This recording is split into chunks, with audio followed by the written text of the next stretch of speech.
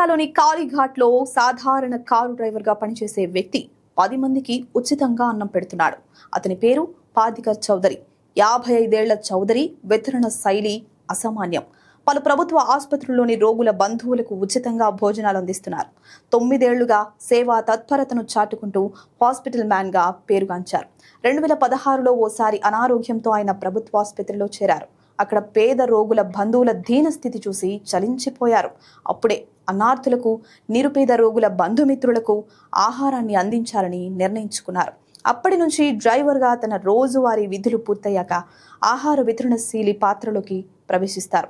తొలినాళ్లలో ఆయన రోజు 25 నుంచి 30 మందికి మరమరాల ప్యాకెట్లో అందించేవారు. ప్రస్తుతం రోజు 4 నుంచి 5 ప్రభుత్వాసుపత్రుల్లోని 150 మంది నిరుపేదలైన రోగుల బంధువులకు 2 పూటల ఆహారం అందిస్తున్నారు. ప్రతి ఆదివారం వైద్య శిబిరాల నిర్వహణ ద్వారా సేవ చేస్తున్నారు. పార్థ నిస్వార్థ సేవను గుర్తించిన పలువురు అనార్థుల కోసం బియ్యం, పప్పులు, గుడ్లు, చేపలు, కొన్నిసార్లు మిఠాయిలను కూడా ఆయనకు అందిస్తున్నారు.